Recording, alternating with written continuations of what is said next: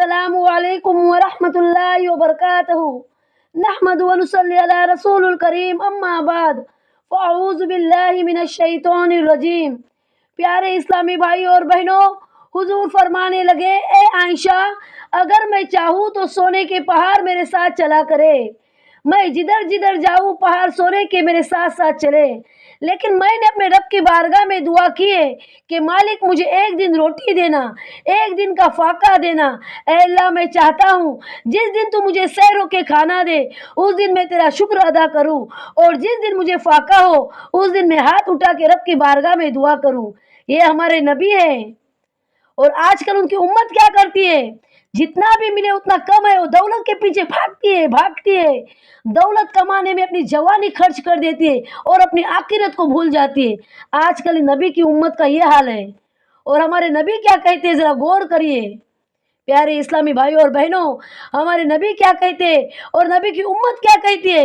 ہزاروں ہے تو لاکھوں کے ہوس کے پیچھے بھاگتے، لاکھوں ہے تو کروڑوں کے پیچھے بھاگتے اور اپنی ساری جوانی دولت کمانے میں گزار دیتے ہیں، خرچ کر دیتے، اپنی جوانی دولت کمانے میں خرچ کر دیتے ہیں۔ اور جن کے لیے ہم دولت کماتے وہی ہمیں ایصال ثواب کرنا بھول جاتے۔ جب ہم انتقال ہو جاتے تو وہی جس کے لیے ہم دولت کماتے وہی ہمیں ایصال ثواب کرنا تک بھول جاتے ہیں۔ تو پیارے اسلامی بھائی اور بہنوں، جب ہم انتقال ہو جاتے اور جب ہماری پکڑ ہو جاتی ہے تب ہم کیا کہتے ہیں؟ ما اغنا انی مالی، افسوس میرا مال میرے کچھ کام نہ آیا۔ تو وہاں افسوس کرنے سے بہتر ہے کہ ہم یہی افسوس کریں تو بہتر ہے۔ ہم مال کماتے حلال طریقے سے، حرام طریقے سے، جو کچھ کماتے دولت کے پیچھے بھاگتے، وہ کس کے لیے بھاگتے؟ اپنے بیوی بچوں کے لیے بھاگتے، اور وہی بیوی بچے ہم انتقال کر جاتے تو ایصال ثواب تک نہیں کرتے۔ اللہ ماشاءاللہ سب ایک جیسے نہیں ہوتے، لیکن 90% تو معاشرے میں یہی دیکھا جاتا ہے۔ اور آج کل ہم کھا پی کے خوش ہیں، ہمارے پاس سب کچھ ہے، بٹ پھر بھی ہم رب کا شکر ادا نہیں کرتے۔ پیارے اسلامی بھائی اور بہنوں، ہمیں اللہ کا ہر حال میں شکر ادا کرنا چاہیے۔ اللہ سبحانہ و تعالیٰ نے ہمارے باڈی میں جو پارٹس دیے وہ بھی اللہ سبحانہ و تعالیٰ کا اپنے بندوں پر کتنا بڑا احسان ہے، لیکن بندے کیا کرتے؟ اکثر ناشکری کرتے ہیں۔ اللہ سبحانہ و تعالیٰ قرآن پاک میں فرماتا ہے، قل هو الذی انشأکم وجعل لکم السمع والابصار والافئدہ قلیلا ما تشکرون۔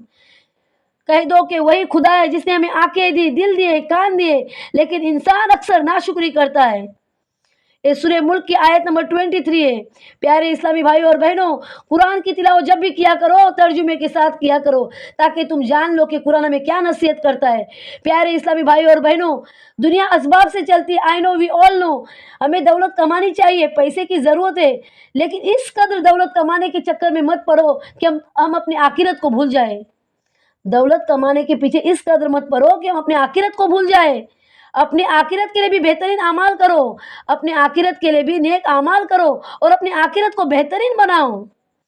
اپنے آخرت کے لیے نیک اعمال کرو اور اپنے آخرت کو بہتر بناؤ۔ دولت بھی کماؤ اور اپنے آخرت پر بھی فوکس کرو۔